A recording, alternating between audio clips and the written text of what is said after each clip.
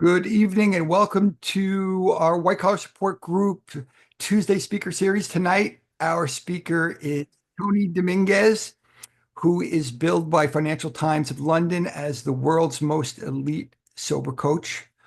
We've already found out that he's not particularly comfortable with being called that, but they called it, and we're going to use it for all it's worth. Just a little bit of housekeeping, and then we'll get to Tony in a couple of minutes. First, this is brought to you by the White Collar Support Group. We are the world's first support group for those navigating the white collar criminal justice system. We meet on Monday nights at 7 p.m. Eastern, 4 p.m. Pacific on Zoom. If you want more information, go to our website. That's prisonist.org. That's prisonist like feminist.org. Plenty of information there, and you can fill out a form, and one of us will get back to you right away and make sure that you can come to a meeting. Or, of course, if you have a client, a colleague, a friend, or a family member in need, we would love to meet them, and please pass this information on. We have started 3 initiatives this year that I just want to mention briefly. The first is a Yale research study where they're studying the efficacy of our group and what people who have been prosecuted for white collar crimes go through, how they recover. That's being run by help me, Brent, who I can't believe I get Aaron Fry. Erin Fry, sorry, at Yale. And she's doing a great job. She's already interviewed 28 people for the study, and she's looking for a bunch more. But as people get in the queue, we'll be mentioning that more. We also have another initiative, which is a right to banking initiative, debanking, denying people access to financial institutions if they have criminal justice involvement, hurts everybody and deprives of people the ability to get back into society in a meaningful way. So we're taking that on. And lastly, we have an expungement project, and we are taking the lead and a bunch of collaborators to draft and push forward a federal expungement law. There's a lot of information in the news lately about pardons, but for those of you who did not know, a federal pardon is not an expungement; it's a forgiveness. And many states around the country do have actual expungement laws, as do many countries around the world. And we think it's high time for the U.S. federal government to be able to give out expungements as well. So that's something we're working on. More information on that to come. And just found out today that our speaker for June will be Jay Jordan. Thank you, Brent, for to us. Um, Jay is the Vice President of Community Engagement for the Reform Alliance, and Reform does great work. And Jay's had a lot of high-profile positions, including being the leader in California of a $30 million a year criminal justice nonprofit. And he'll be telling us his story and telling us his all about how we can get some hope from both his story and what he does. So excited about that. And now we'll turn to Tony Dominguez. As I mentioned earlier, Tony is a sober coach. He's a FIA certified interventionist and hypnotherapist, and he was named by the Financial Times of London as the world's most elite sober coach. So I'm going to tell you how Tony came onto my radar, and then I'll turn it over to Tony. So my friend Seth, who's actually with us tonight, actually clips newspaper articles and sends them to me, like the actual hard copy newspaper articles, like my Aunt Sadie used to do when I was in camp and I was a little boy. And so he sends them to me. So he sent me this article that was in the Financial Times, because he gets the Financial Times every day. And I pay some attention to some of the things Seth sends me, but this one really struck me, and I read it, and I said, I got to reach out to this guy. And I read that he was in Stockholm. Well, one of our group members lives in Stockholm, and I called him up, and I said, "Do you know this guy Tony Dominguez?" He goes, "Yeah, I go to meetings with him." And I said, "Really?" I said, "Do you think you can introduce us?" Well, so Ian did that, and introduced us, and Tony and I got to know each other. And Tony's a tremendous guy. Nothing elite about him, by the way, or nothing elitist about him. But I'm going to give Tony, a half hour or so, tell his story. He's certainly been in the rooms for a long time. Talk to us about the lessons he's learned and what he does for people all over the world. And then afterwards, anyone who wants to share or ask Tony a question, please put your name in the chat, and I will call on you. So Tony, take it away. You have to unmute yourself. Thanks, Jeff. I appreciate it. Hello, everyone, and thank you for having me. Thanks for inviting me. It's a small world indeed. We both have a love for Ian. He's a good guy. As a matter of fact, we hang out quite a bit. So I think around the time where you had inquired, we were hanging out. So it was pretty easy. Yeah, thank you. Thanks again. I guess I'll start with the article. I know that Seth had inquired just prior to the start of the meeting, how the article came about. I was asked by a fellow colleague, another part of the world, if I would consider speaking to a journalist that he was familiar with in the UK that wanted to do a piece on the world of sober coaching and sober companioning, because he had personal experience with this in his family, and it was very helpful. And he didn't even know this world existed. So out of his curiosity, he began interviewing a few of his coaches that have been doing it a while.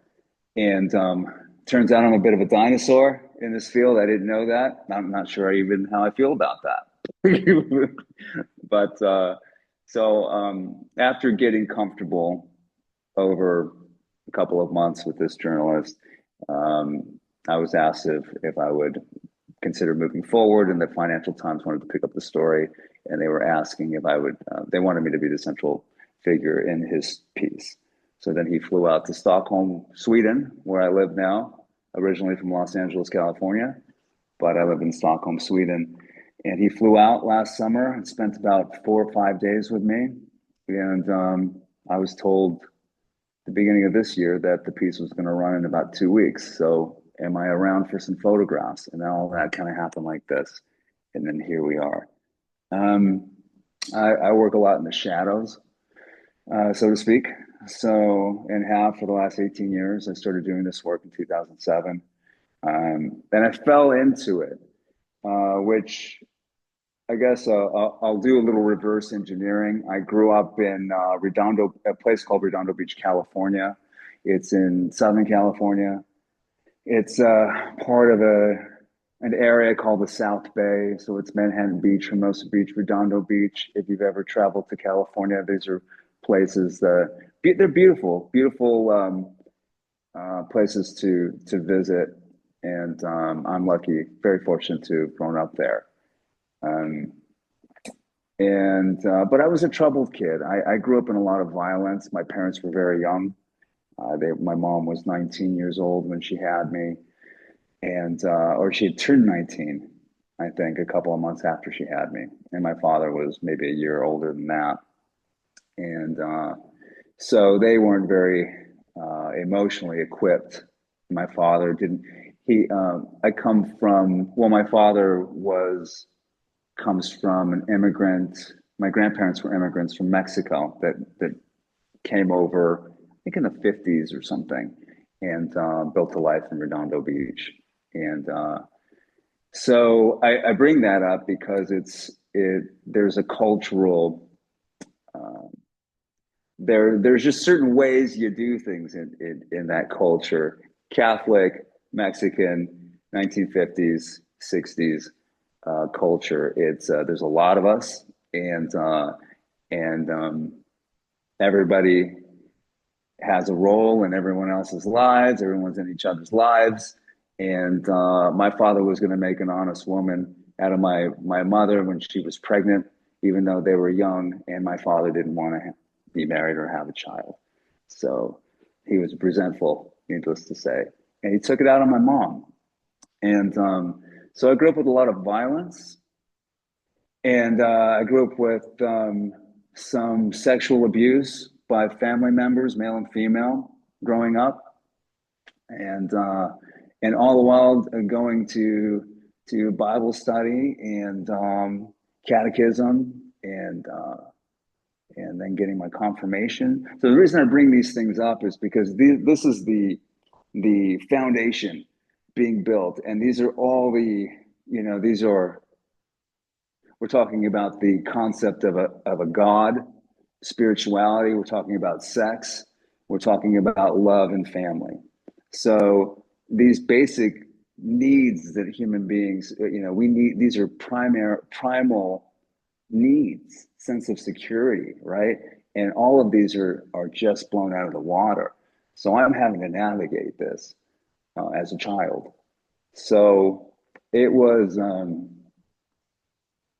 Being born out of that, I learned to be a chameleon. I learned to then what was a survival skill, which was to read a room and to learn micro expressions and to just as a way to survive and to know, okay, well, where's the potential threat? Who do I need to either avoid or love bomb or manipulate so that I can feel safe. I learned that. What later it turns out that was something that lends itself to my ability to be acutely attentive to somebody. But back then it was survival, and it worked until it didn't work. I was always a good student, athletically inclined. But once I got into my teens, it was and hormones are kicking in. I was ready to throw my middle finger up in the air, and it started at home. And so I ran away a couple of times, but I ran away and didn't and stayed away at the age of 15, 16 years old, somewhere around there, and stayed with different families, and always had a relationship with my family. My father, it was a little more difficult, a little more complicated, um, but but the interesting thing, and I love my family. It was a family like a lot of. I've learned as I get a little older that everybody's got something. That's the thing. I'm just actually not that unique. It turns out, and that's okay for me. But when I was younger, it felt like I'm being attacked by the universe. So my way of coping with that. Well, first I went to a mental hospital rehab at the age of I just turned 15 years old. That was my summer vacation prior to going back to school in the fall. So I went for 3 months, and that's what I did. And and I benefited from that break, that mental break, the support, the community, the identification, which is an important part of, I think, no matter what a person is struggling with. I think having some sense of community or identification is important. It's an integral part to feel safe and yeah. So that and it was a lot of that through my teens. A lot of fun, so much fun, wild fun, um, uninhibited, boundless, chaotic, and it was a good time. It was a good time at that time until it wasn't. But there's a price. There's a heavy price, and really, I say I had a lot of fun. Some of the most fun I've had, just craziness. But it's also fair to say that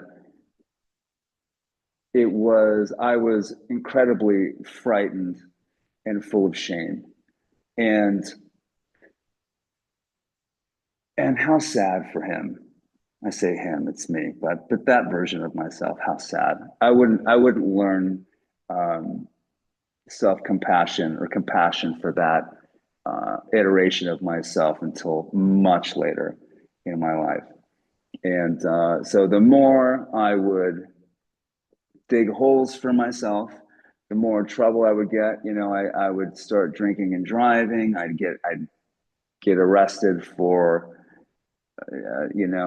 public intoxications. Then I'd get a slew of driving on suspended licenses, and then I would get failure to appears, and they would just stack on each other so much so that that at one point I get a call from my mom who says that there's a bunch of detectives that keep calling, and they said I have to turn myself in, or they're gonna come look for me. So I got that call when I was staying with some friends of mine who didn't appreciate that potential visit. So it said, "You got to go. You got to go." So I had to turn myself into Los Angeles County Jail, and they gave me 1 year with some bunch of probation and a bunch of fines, and I ended up turning myself in and did about 4.5 months on that 1 year, and they let me out on good behavior, and it was overcrowded and things like that. This was in early 90s, maybe 1991, 92, somewhere in there. And that was a pretty good wake-up call for me. I get these wake-up calls. Eventually I'd get shaken up pretty good, and that I get scared straight, if you will. And but it wouldn't stick. It wouldn't stick. I think I was just not ready to do the work necessary on myself, or to confront things, I suppose. And I started dating this friend of mine when we were younger. Now we're in our 20s, and we start dating. And within the first year and a half, she becomes pregnant, and so she tells me, and I looked at her. I knew she was a preschool teacher. I knew she would be a good mom. And I said, you know what, fuck it, let's do it. And we're 21 years old at the time. Let's do it. And she's like, what? Are you serious? Yeah, yeah, yeah. We'll do better than our parents, for sure. And I thought on some level that was going to help me be, I think, the version of myself that I believed was underneath, on some level, on some visceral level. I knew that there was a person I loved inside, and I thought that this was going to help me get there by loving this child. And it really, I don't know how many parents we have in this meeting, but it's magic. It's magic. So the power of love I have for my son Nico was tremendous right out the gate. I mean, he just made me goofy silly with love, and I really wanted to. And I thought, okay, this is it. I'm getting my shit together. I'm cleaning up my past, and upwards and onwards. And that lasted less than a year. And the level of shame. See, what I found out is that whether I'm talking about addiction, alcoholism, or whether I'm talking to a debtor, maybe in Debtors Anonymous, or whether I'm talking to someone who is burned out from overworking and now they're divorced, or no matter who I'm talking to, no matter where they come from, there's always something underlying the behaviors, and that's true. And a lot of it is shame. A lot of it is shame.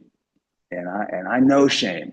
I'm really good at it. Like I've really pushed the button on shaming myself and weaponizing things against myself, and then learning how to forgive myself and love myself and forgive others.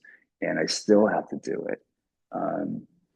And but coming down from that high of being a parent and wanting to just be the best dad ever, and having this idea that I could be the best dad, better than mine for sure, and then failing, just was really tough to juggle that. And so I juggled that terribly for the Not the whole time, but invariably. Intermittently, there was a high and then there was a low. And after about 4 years of that, my son's mom just said, "Hey, I love you.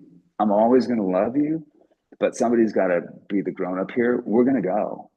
And I'm going to take Nico and we're going to go to my mom's until you figure out what you're going to do." And that was another low. And I really just self-pity. I got drunk on self-pity. I got drunk on shame. And it just seemed like the more I felt shame and self-pity, that the louder I needed the distraction to be, whatever it was, a distraction. Until it culminated to a low where I believe I was just becoming afraid of myself. And I had enough humility, I suppose, forced by consequence, to be willing to receive some outside support. Because at this point, my ego is trying to match my shame in an effort to protect me in some way, some warped way. If that makes any sense. And how are we doing on time, by the way, Jeff? You got as much time as you need, Tony. So you just go. Don't worry about it. I appreciate you saying Mhm. that. Yeah. So that was a bottom for me where I went back to school. I went to a community college and tried to move myself back into academics and work and earn and provide but without doing any of the I'm reluctant to use words like healing. It's just hard because everything's so freaking bastardized now on social media, right? Everything's like bastardized. I'm just gonna not edit. But I didn't go in and do really any repair work. I didn't do any of the internal stuff that's necessary to sustain and foster real change at the time. But I could whip myself into discipline for periods of time, and then only to fall one more time. And this time it landed me homeless, being shot at. Found myself on a compound of property that was used for dealing arms to, I won't name the gangs, but they're known. And it was a crystal meth production happening there. It was, I don't know, several acres. And I found myself there with people that had just gotten out of prison for murder. And I was there for a couple of days. And until this person who I was making laugh, and he was my buddy, and things were great, and he was scary. And I thought, if I can make this big scary guy like me, then I'll feel safe. And it worked for almost the 2 days until he just switched on me, laughing. He laughed at me, and then he just looked at me and he said, "You need to get the fuck out of here. You don't belong here." And I laughed nervously. "What? You don't belong here. Get the fuck out of here." And I looked at my buddy who was the invite there, and he just said, "You should go." And that eventually led me to the decision to get sober in 2003. And and we spoke to my son, his mother and I, and we took him to the beach in Santa Monica, California, and I just told him, I want to be the best dad I can possibly be for you, so I got to go do some work on myself for a little bit. And so I did that for 6 months. I went into rehab for 6 months and really got dirty with it. And when I say dirty, I mean uncomfortable, because that's the price for for me. That's the price, and for many that I work with. Um, is what I'm doing working? Yes or no? How many times have I tried it? And then un- I have to be willing to be uncomfortable if I want to be free. That's the premise. And so there's a lot of uncomfortability in my life journey for the last 22 years since then. By 2007, I had worked different jobs. I've always done a lot of sales jobs, really good at it. Networking, really good at it. So I found myself um, being a loan officer and doing mortgages, and then that I started to work a good client base, and some of my clients were investors, and they had a lot of different projects. And I had a buddy of mine who was a precious metals broker. This was in 2005, somewhere in there. And he said, "Hey, man, you should diversify some of your investors into precious metals and look at the real estate." And it was just, right before everything crashed. And then gold. And I watched it, and I saw I think it was the LA Times, and I saw the price go from I want to say 520 to 580 to 620. And then when it jumped there, and then I went, okay. So then I jumped over and became a precious metals broker for a little bit, but and did okay. But I was at that time I was also going to various rehabs after work. My whole life became service. Just being of service, showing up, doing things like this, speaking to others, going to rehabs, going to this meeting, going to that meeting, um, taking, doing one-on-ones. And that was my whole life. So I just did that for years. And this precious metals work, it wasn't that specific work. It just, something happened in me. A shift happened in me, and I couldn't do my job effectively anymore. It wasn't like my thunder. And I somehow gained this conscience, and which is difficult to do, sales and hustling um, to that degree and that level with such a conscience and wanting to. So needless to say, I was frustrated and struggling, and I was giving away all my commissions and just all my money away so that my clients were happy, and it was good for them, not so good for me, and I needed a change. And so I had a buddy of mine who said, "Hey, I know you're struggling. I know you're going through something, but there's this big luxury rehab in Malibu that's looking for a counselor, and I know you do a lot of service, and maybe it'd be good to switch it up a little bit." And I laughed. I was like, "Are you freaking kidding me? I don't have a life right now. Like I go to bed like at 11:30 and I wake up at 4:30. Like, are you freaking kidding me? Last thing I want to do is talk to another alcoholic and an addict or psychiatric patient." And he asked me again a couple weeks later, and I said, "You know what? Fuck it. Yeah, okay, I'll check it out." So I'll interview with the owners, and I did. And they said, "Can you start right away?" And I said, "No, give me a couple of weeks." So then I did. And the first night, the first shift I had was somebody had a seizure, a young girl in her early 20s, late teens, had a seizure, and I had to think fast, move the glass table out of so she didn't hit her head, and then had to work first aid with staff. And this is my first 5, 6 hours or something. Then towards the end of my shift, I had a few of the clients around me picking my brain, and there was this one young lady who kept talking to me, and the staff was like, "Hey, leave him alone, leave him alone. It's his first shift. Don't scare him away." And I was like, "No, it's cool." And she kept talking to me. Her name was Ashley. And Ashley, at one point, she said, "Who the fuck are you?" And I go, "What do you mean?" She said, "Who the fuck are you? Like, dude, I've been to every freaking rehab from here to like across the US. I've had the best freaking psychiatrist and therapist. My dad's paid for all this. And my therapist has been getting me to talk like this for the last year and a half. Who the fuck are you?" But so when she said that to me, and she was serious, I thought she was being facetious, but she was dead locked with my eyes when she said it. And I understood in that moment that Ashley trusted me.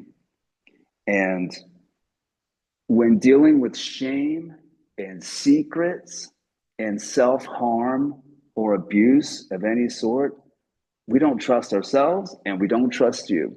And we're fucked. So trust is paramount. And I knew it when she said it to me. She says, "You're not coming back, are you?"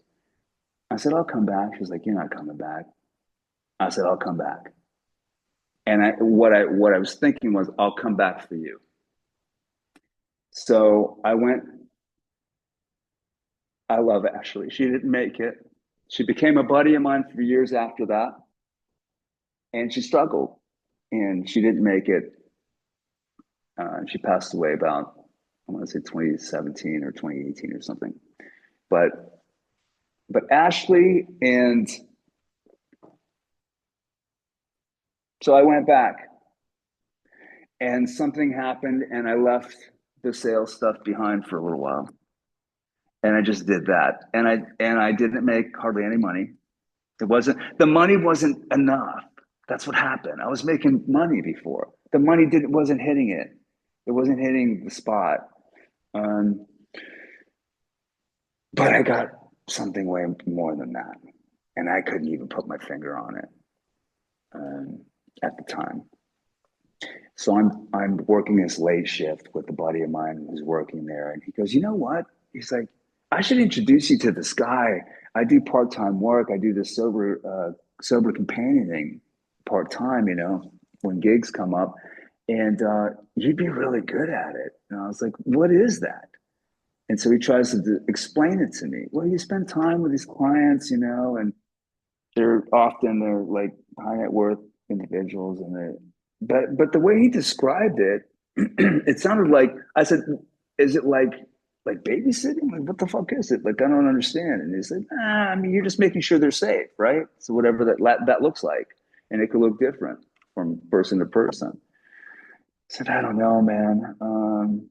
Yeah, maybe, yeah, sure." So he calls me I don't remember, it was like almost going to be the weekend, and he calls and he says, "Hey, I need you. I got to do this gig, but I can't. I have to do something for my family. Can you please sit in for me?"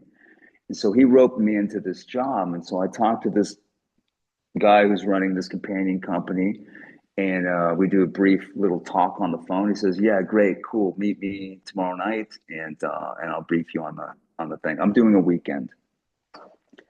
So I meet him, and he just looks at me and he goes, "I got a good feeling about you. Okay, boom, do this, do that. These are the meds he's going to take. You got to make sure he takes his meds at this time. Da da da. Here's the doctor's number. Here's my phone number. We have security if you need it. Here's that number. But other than that, chill. Just hang out. He's low key. Just make sure he doesn't do anything weird. He doesn't try to get heroin or leave or any of that stuff." I was like, "Okay." So we hang out, and meaning we eat, we go to the beach, we spend time talking, getting to know each other, and it's nighttime. I make sure I hand him his meds that he's supposed to take, doctor prescribed, and this guy he's seasoned. So this kid, I'm not the first or the 10th guy in this position that he's spoken to for years. Um, but I don't really know what that means. I'm green. So I take him at face value. He seems really sweet. He said, "Hey, thanks for spending time with me this weekend. I'm going to go to bed now, but I'll see you in the morning. I'm just going to close the door." I'm like, "Yeah, okay, sounds good. All right, cool. See you in the morning, brother." And he closes the door, and I'm sitting there watching TV, winding down. It's late.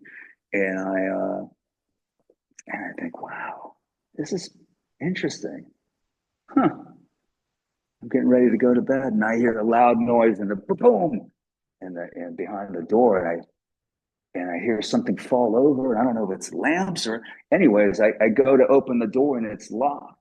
And I say, "Hey, open the door. Are you okay? Open the door." And he's not responding, and I hear more noise. So I don't know if I shoulder the door or I kick it, but I break it open, and we're on the second story. I should mention we're on the second story of an apartment building, and I see him throwing something that out the window, and he's halfway out the window, but I catch it all in a nanosecond, and I just think, "Oh shit, he's gonna jump." So I run to him and I grab him by his clothes and I throw him back. But by that point, I glance outside and I see somebody running with a computer down the alleyway. And I look at him and he's looks like a deer in headlights. I'm sorry, man. I'm sorry. I'm sorry. I said, don't fucking move. And I've got one hand, I'm looking at him like this. I've got my hand thumbing the number of the boss man. And he calls me and I go, hey, and he's like, you all right? I'm like, yeah. He's like, don't worry about it. We got it. We've got off-duty police officers down there that we got them already. So we got the computer. We got the guy. And I was like, oh, shit. Okay. He's like, you all right? I'm like, yeah, yeah, yeah. He's like, can you stay? Yeah, yeah, yeah. I'll stay. Fuck, man. Is it always like this? And he just laughs at me. He says, no, but sometimes. Like, are you cool? I was like, I'm cool. But I couldn't sleep that night. And my body was now, groveling with, very apologetic. And we spent the next couple of days together, but I had a very tight leash. I learned very, very fast. Oh, he's squirrely. I can't trust him. He's a liar. He's manipulating. Oh, he's doing the thing that I did before that I have to manipulate to feel safe. And I'm keeping secrets and I'm probably bearing a mountain of shame. But he's not ready for all that right now. So we're just going to hang out. Okay. Okay. Timing. I see. But I don't really know. I'm getting these, downloads. I'm these ideas, perceptions. Um, which later start to take shape. But that was my very first sober companion gig. And that was for, I won't mention, it was a 70s icon family member, and which around this time, I'm on the couch of this 70s icon's couch. I'm on her couch. And I was born in the 70s. So it's weird for me to be on her couch and she's making me scrambled eggs in the morning, and I'm like, holy shit, like what? This is my life right now? What happened? What is this? Um, and I remember this was early on and I hadn't been paid for weeks. And I sort of and the boss guy, I'll call him, he was funny about money. He'd pay me, but I might have to bust his chops for a while, and eventually he'd pay me. But I had to work for it. I had to work for him to pay me. And so now he passed the responsibility over to this diva, and so I got to ask her. So, and I'm nervous to ask her for my money, but it's been weeks. I need it. I don't have her money. So I said, "Hey, are you going to be able to write that check out?" And she's like, "Yes, yes, yes, yes. I'm busy right now." I'm like, "Okay." So this went on like 2, 3 times. And now I'm washing her hair for her because she's not well at this time. So I'm taking care of this guy over here, but I'm also like seeing, oh, she needs help. She's like, can you help me with the? I'm like, yeah, yeah, sure. She wasn't doing so hot. So I helped her wash her hair. And I said, does this mean you're going to pay me my money now? And she's like, for fuck's sake, listen, Tony, you got to just tell me, fuck you. And then she gives me her money. Or her name. She says, you got to tell me, fuck you, so and so, pay me my money. And I said, fuck you, so and so, pay me my money. She's like, all right. So this is my intro into this world. And it's funny and it's just up my alley because I grew up with a dark sense of humor and sarcasm with my friends, and I think it was part of surviving. It's like, how could you not? We're on a big rock in outer space orbiting a big ball of fire right now. Like, how could you not? You know what I mean? It's already weird. All right, it's already weird what we're doing here. So, that I just started to realize, oh, everything is, she was human. Everybody was becoming humanized for me. And I never really was a big fan guy kind of guy. I never really was a fan of many people.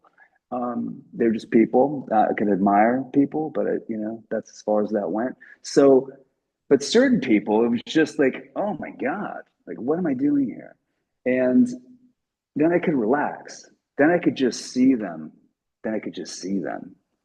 I could just be with them uh, as humans, and that's important. So these are things that I'm understanding that are helping me to understand what this world is. There's this idea, this stigma that if you have fame or money or prestige, or if you went to the right university, or if you got the right degrees, that somehow you are immune to certain things that belong to the human species, and it's just not the case. And it's a massive misnomer that many are under the spell of. And I learned this over time. But and I think that, yeah, trust. That's another thing. So now, so shame and trust. It's everything is around shame and trust. Not everything, but greatly for me. I'm really identifying this in my work. Um, because then on the other side of the fence, as I'm finding myself with these um, notable figures, uh, that there's what they might be afraid of, or how they're viewing others, or how people are always asking them for money or for favors, or they want to be their friends and they don't know who really wants to be their, like I'm really getting it because I'm listening, and now I'm here and they're talking to me. Um, and so I spent the first few years a lot around entertainers, a lot, going on tour, going on sets. Sometimes I would get hired by a management company or an attorney or an agent or a producer. Sometimes the artists themselves, or family too, just to protect the asset, the project, the commodity, the business, whatever the thing is, the livelihood, the families, all of it. And so sometimes it's on the road. Um, but then I started to, as I gained the trust in this circle, my name would sort of get tossed around in certain places that I was unaware of until I got a call. Hey, so and so gave me your number. Um, Now I'm working for district attorneys' families, or high level bankers, or I'm golfing in fucking Cape Cod with this banker, guy, and and and so what that does for me is, it just solidifies the commonalities that humans share, the ailments that humans, or the ills of being a human being, um, making mistakes, shame, forgiveness, entitlement, um, these things I can work with. These are the things that matter. But the trust is the first thing. And so um, I remember I had this. There was a global figure that I spent the longest with. I started out working as a sober companion for their guitarist, who was visiting from the UK, young kid. He was going to die. He was having seizures. And this person got scared, knew about me, and called me to help him. So I did, help him clean up and just stabilize. And but they were getting ready to go into pre-production for a record, and then they were going to go on tour. So this figure says, you guys got to move out of the house that you're. Oh, so sometimes what will happen is that the team, if there's a team there could be a therapist, someone like me that lives with the person. There could be a therapist, psychiatrist, and a whole environment, constructed around this person, whatever they need. And we would often rent houses because privacy. We want to take a person out of their environment, perhaps, because maybe it's not safe, maybe it's too tempting for them to be in their neighborhood. So we'd remove them for a period of time and start the work, and then reintegrate them back into environment. So this is one of those cases. And I was told that we need to now leave that house and move in with her and the whole band and the team at her big house in the hills in Hollywood. So we do that, and I sort of become like mother hen.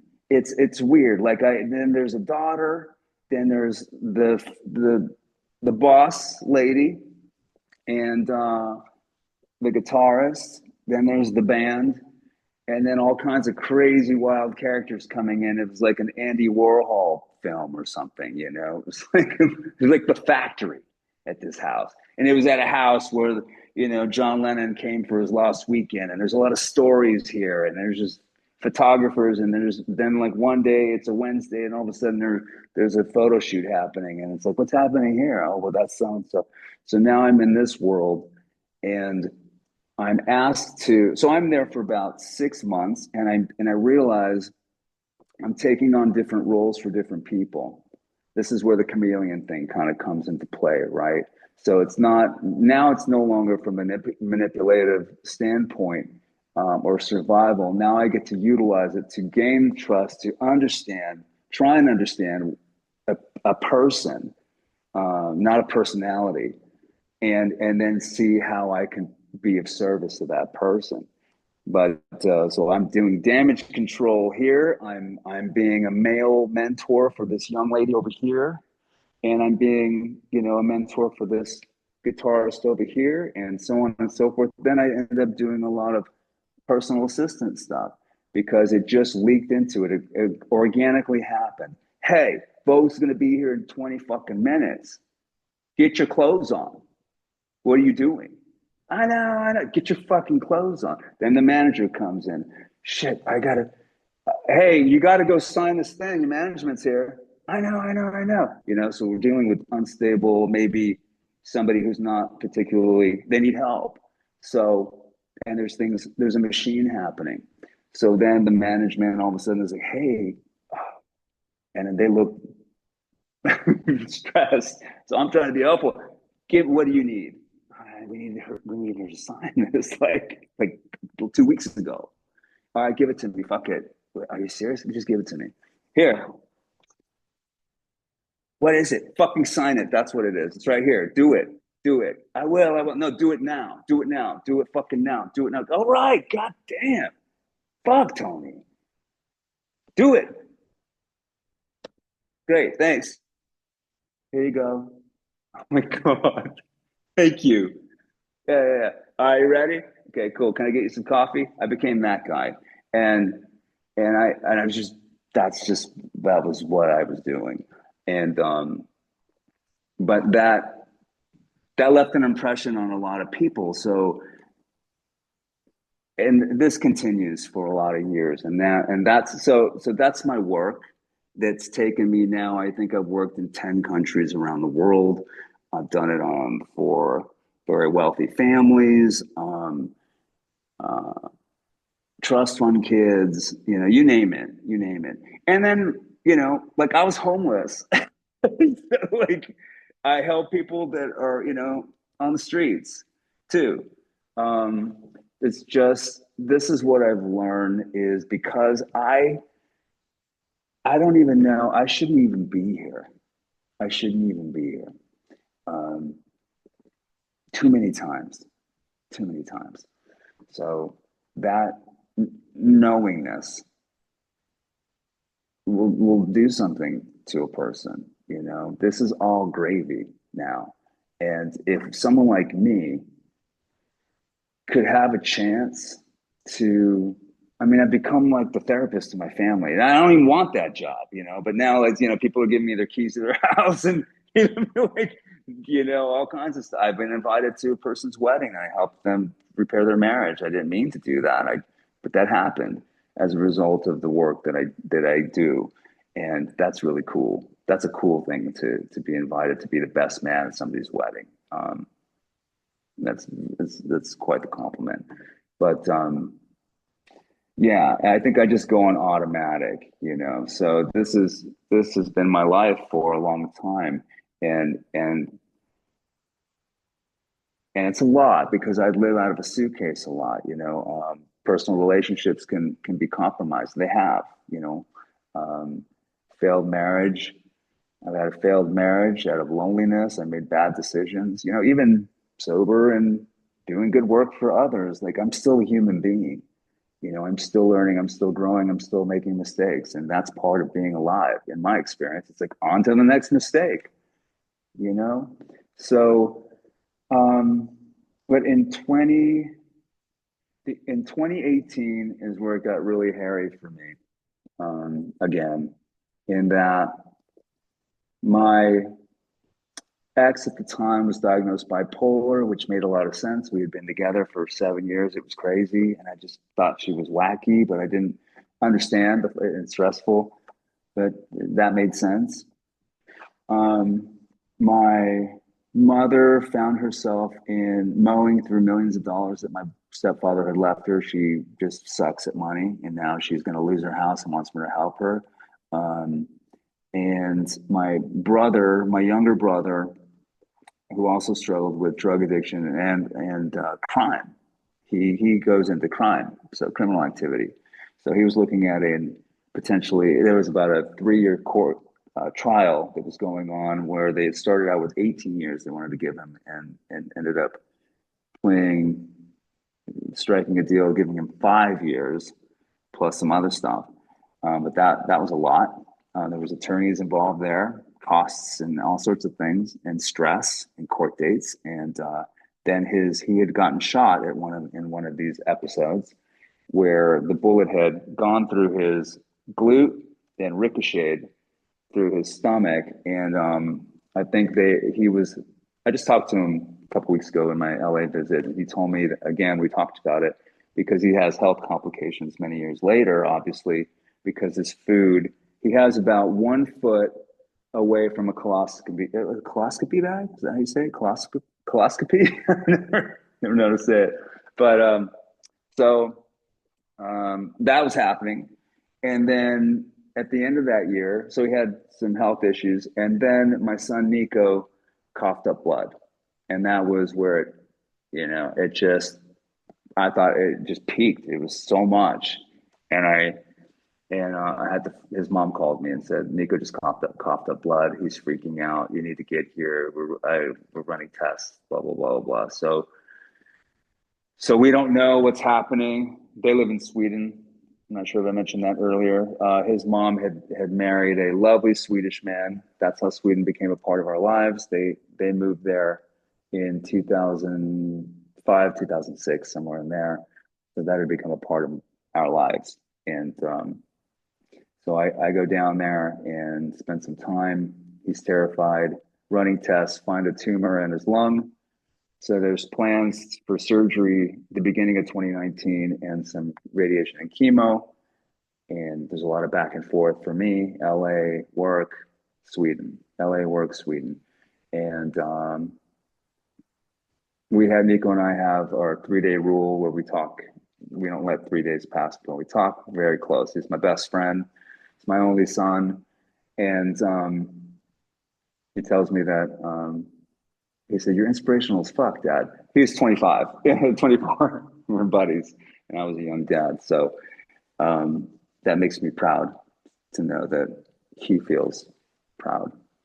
I'm the one who's proud of him. But so he would recover, and then I came home from his lung surgery in April of 2019.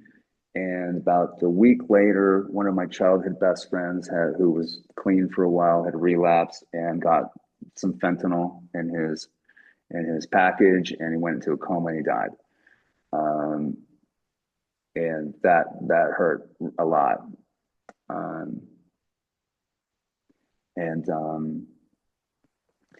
And about 2 months after that, Nico's behavior, he started to sound funny on the phone, and I just said, I called his mom and said, "You need to go check on Nico. He's not right." And so she did, and she found him in his apartment with she brought his stepfather, and he was naked. He has He was dirty. He looked like he had been out on the streets. He was incoherent, and the apartment was a mess. And he couldn't speak, so they rushed him to the hospital and found out he had a brain tumor, and the cancer had gone to his brain. So then his mom calls me again and says, "You need to get the fuck here, or you need to get here right away because they're going to do emergency brain surgery on him, and we don't know if he's going to make it." So that was the longest 12-hour flight in my life, um, and and he made it through. And I'm in his hospital room.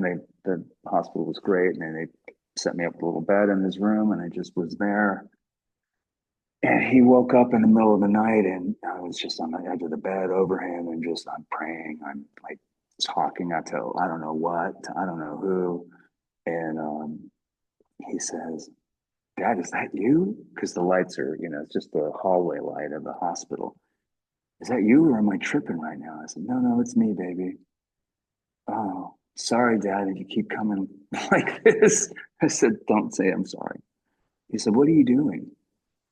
I said, "Nico, I'm praying like a motherfucker right now. And I'm also just in awe of you. I know you're my son. And I know that's a very much a dad thing to say, but I'm just witnessing you and your will and your fight. It's just, I'm in awe to know someone like you. And you're my son. And that's just amazing." He says, "Oh, Dad, thanks. All right, well, I'm going to get some rest." I said, "Yeah, do that."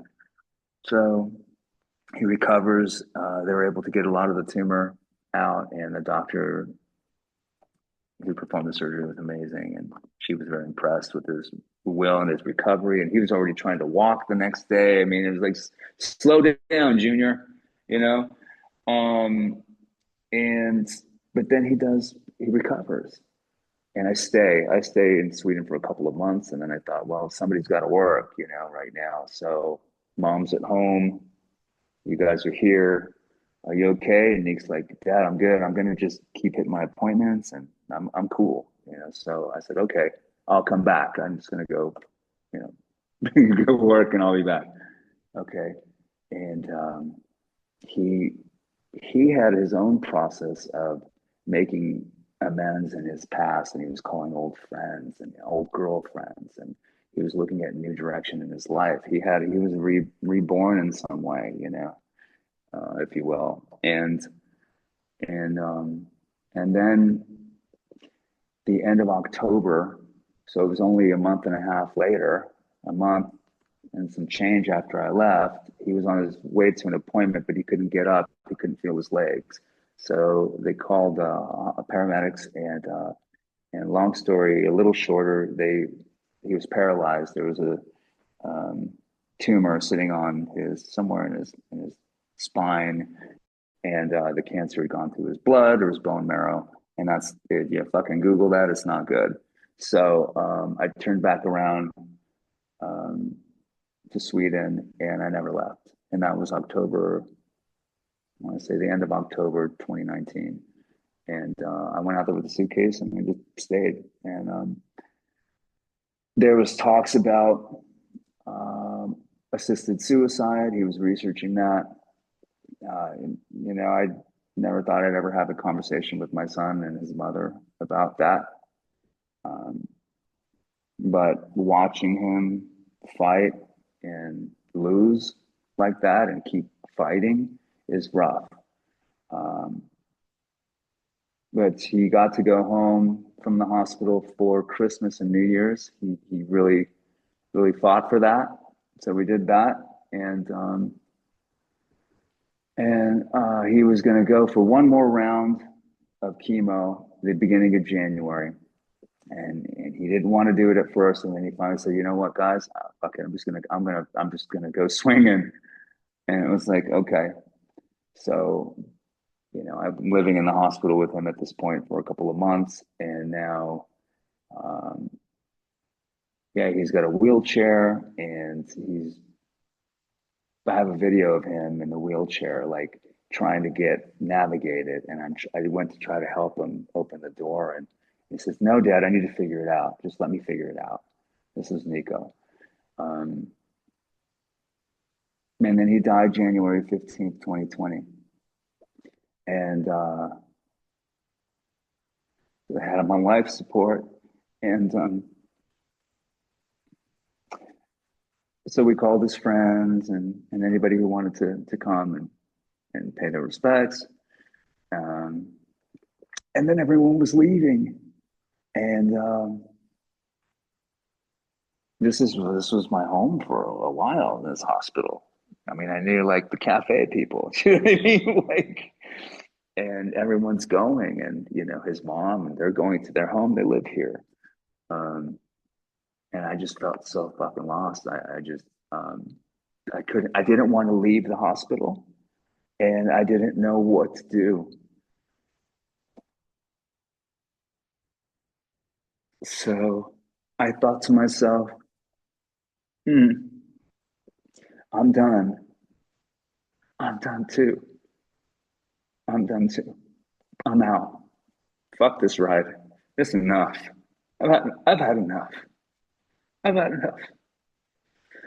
But before I do that, I can't deny the fact that if it wasn't for my recovery and all of my recovery, all of it, all of those years, all of that time, all of that sweat, all of that raw uncomfortability, the all of it. If it wasn't for that, I wouldn't even have the opportunity to be his dad and to be in Sweden in this hospital, being able, I wouldn't have this. So I'm going to go to a fucking AA meeting right now because somebody lost their job, got a divorce, stubbed their toe, and thinks that their life is over. I'm going to go there first. So this is about 3 hours after they pulled the plug. Life support. It sounds a bit crude. I'm sorry, but um, so I go there and I share about it, and the whole room. I mean, so what happened was is that I had to. I had a couple of people ask me, "Can you please help me?" Which at the time I thought, "You selfish fucks," you know what I mean? Like, are you kidding me? Are you kidding me? But and in some ways that was grace of some sort because I know service. Um, I know that one. So I went, all right, I get it, but you don't have me pinned on this one because I'm just gonna. We're not done. I don't know. I'm talking to or pointing to. So that the whole time period, I'm gonna jump in front of a train. I started scanning the platforms. I'm timing it. I'm checking the time of day. I don't want to be a dick. I don't want to make people late for work or late home. So I'm like, how fast are they going? How fast do I need to jump? How far? Because I don't want to be a paraplegic. So, I'm doing all the math all through Stockholm. And then it's COVID. Then it's like Corona or something at the time, right? The Wuhan flu. It's so the world's weird already. Okay, so for everybody. So for me, I'm like, you know what? I don't even know what this is. Well, I don't even know what this is. Um, I end up sponsoring a couple of people in recovery, helping them stay sober. I get somebody that I know in recovery that was getting to know that knew what I did for a living, had a relapse and was going through her own hell and was in Japan. And she called me, I think, 9 days after Nico died. And I'm in the middle of the shitstorm. And and I kept ignoring the call until I picked it up and she says, please don't hang up. I'm gonna die. I'm dying, and my children are here, and my ex-husband just left me to die. And I don't want to die. I need you to bring me back to Sweden. I said, okay, where are you? I'm in Tokyo. Please don't let me die. And I was like, okay, hang on a second. I'm sorry. I know I have no right. You just lost your son. I have no right, but I don't know who else to call. So I said, hang on a second. I just give me a minute. I'm not going to hang up. I need to put you on mute for a moment. Okay. And I have all of my devices have pictures of Nico and I on them. They always have. I always have. So I look at Nico. I said, "Oh, dude," and I could hear him. "Dad, you're so awesome. You need to go do that." "Are you serious?" "Yeah. I love you. I'm proud of you." Fuck. So I go and click over. "Give me your details. I can't catch a plane until tomorrow. If I show up and you're dead, that's fucked. Don't do that to me. Okay?" "Okay, I could pay you. I don't care about all that right now. Just give me your details. What's your address? Da da da." And I detox her in this little room in Tokyo, and I bring her back safely. And her psychiatrist in Sweden, who's a top psychiatrist, I don't know this at the time, says, "Who the fuck is this guy who flew to Japan? Who's this guy from LA that flew to Japan who just lost a son and saved your life? Can I talk to him and pick his brain?" And so I laughed. I was like, "Sure, whatever. That's fine."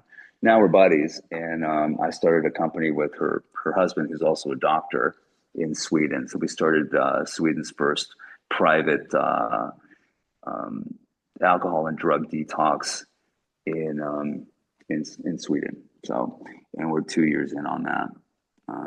Turns out that there's actually a want for that, so that's nice. We've had a couple of clients come in from Prague and a couple from Norway that flew in. We have relationships with a couple of high-end boutique hotels in Stockholm. There's a negative stigma there too in Sweden. It's everywhere. It's really there though.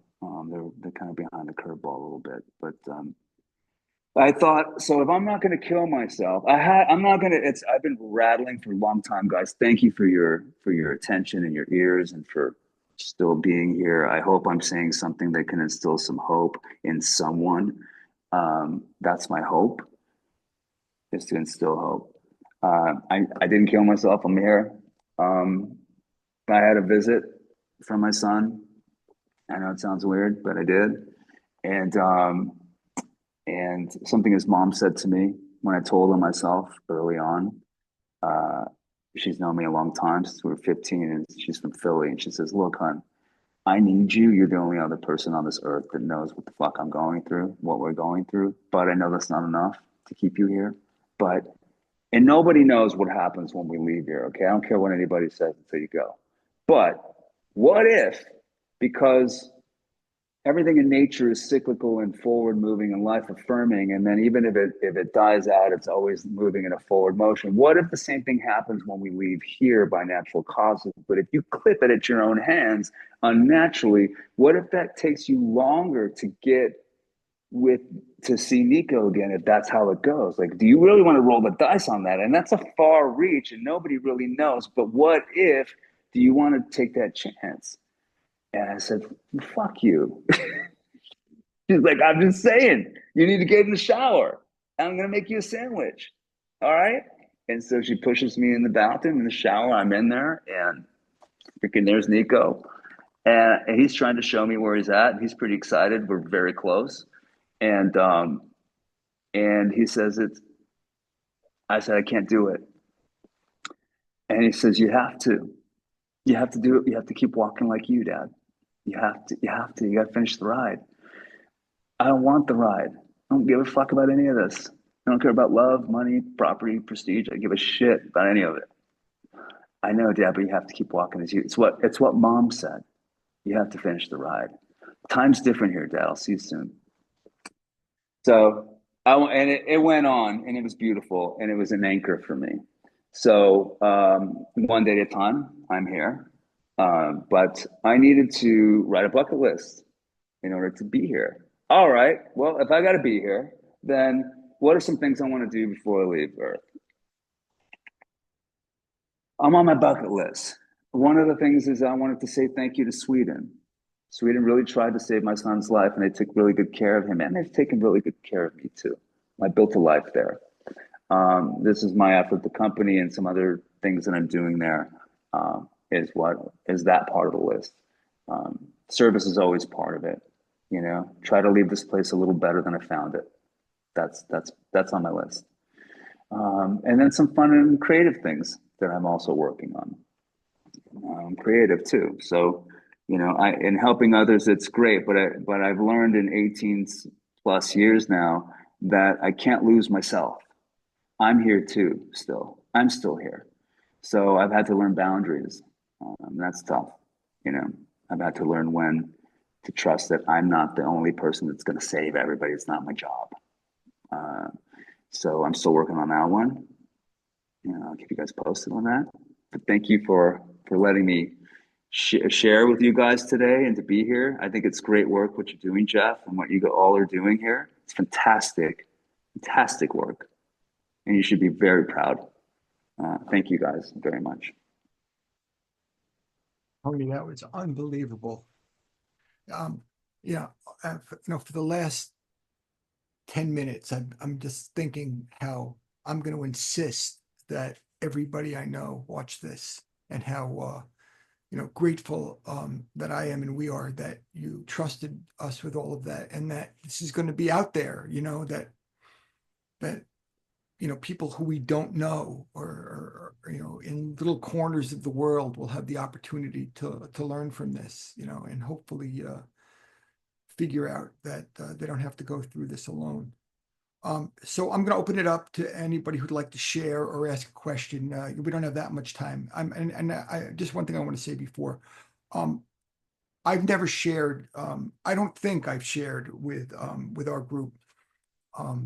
We had 1,400 people come through, and I don't think I've ever shared my white light experience. My honest to goodness Bill Wilson white light experience. That you kind of did share, but I'm going to. You've given me the permission, the agency to do that. So I'm going to do that. Maybe even tomorrow morning. All right, so let's start with Seth. If anyone wants to share or ask a question or whatever, and let's just do that for 10 minutes or so. All right, Seth, go ahead. Okay, thanks, Jeff. I'll be quick. Tony, thank you so much. I made notes. Our friend Sarah taught me how to make notes in my journal in our AA meetings. One note said, I wish Charlie had known Tony, or a guy like him. Charlie was my youngest brother, died of an overdose a few years ago. He could never get it. And listening to you, and it's funny, I got a little bit of more closure on the loss of my brother. And I don't know how that happened or what it was, but thank you. I'm a little more at peace tonight. Thanks, pal. Thank you, Seth. Would anyone else like to share or ask a question? That's pretty deep stuff, everybody. Anybody? Sarah, is that you? You shaking your head? I can share. All right. Hi everyone. I'm Sarah Wilson. I'm an alcoholic. Tony, thank you. I came here curious about what a sober coach does, and I got so much more out of this. This is a life-changing experience for me. I really, really appreciate you telling your story how you did, really letting us into your life. It changes things, changed something in me. Thank you. Thank you, Sarah. You got me crying. Tara. I also just wanted to say thank you so much for sharing. I think it's so powerful. The way you speak is just so powerful because it's so real, but also the themes of like trust, shame, service, and also boundaries. I think all of that is so it resonates so much with me personally. So just thank you so much. It really was. It'll leave a mark on me for a long time. Thank you, Tara. Enrique. Yeah, Tony, I just wanted to also say thank you. I mean, you gave me some inspiration for, what I'm going through right now. So I just, really it was powerful, and it just gave me, I've had pretty much the same, similar feelings like you had, from losses to mistakes to things that, that has happened. So I am, I'm happy. It was an honor to have hear you today. Thank you. Thank you, Enrique. Gina, then Michael. I just wanted to say thank you. I too am in the program. I am 856 days sober. So I really appreciated your share and your honesty. And I'm also a coach, and I thought I wanted to be a sober coach at one point, but hearing that people jump out windows and overdose on your watch, I don't think that's something I really want to go for. So I think that's probably what got me to join tonight. Was the main thing is I want to hear really what a sober coach does. And coming from LA as well, that I found very interesting. So thank you for your share. Thank you, Gina. Michael. Tony, like everybody else, I just want to thank you, man, for your share. It was very inspirational. You were very vulnerable, telling your story. You got me to tear up, and that's not easy to do, man. That's not easy at all. You got a lot of strength, man, and I appreciate everything you do for the people you do it for, man. So thank you. Thank you, Michael. Is there anyone else that'd like to say anything? Anybody? Tony, this was a really moving experience, and I can tell you that what happens after someone speaks for us is that all the texts start, and we start hitting up each other. And, oh my God, and but I don't know that anybody's touched us quite the same way you have, and I just want to thank you for that, because it helps me carry the message out there. Tony, how do people get in touch with you? I'm gonna unmute now. Thank you, everybody. Thanks, Jeff. Yeah, it's easy. You guys can just, let me see.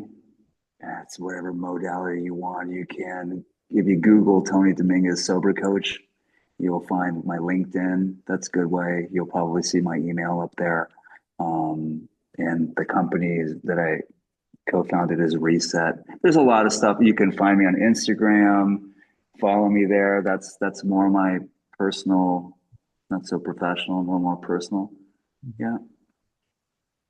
And if you really want to talk like private stuff and you just need some support, Jeff, you have my permission to give anybody in this room my number on WhatsApp. On WhatsApp, yeah. All right. Yeah. Or Signal, whatever you want. Yeah. All right. Blessings to everyone. Thank you all for bearing witness to this tonight, and thank you, Tony, for giving us the opportunity. Thank you, guys.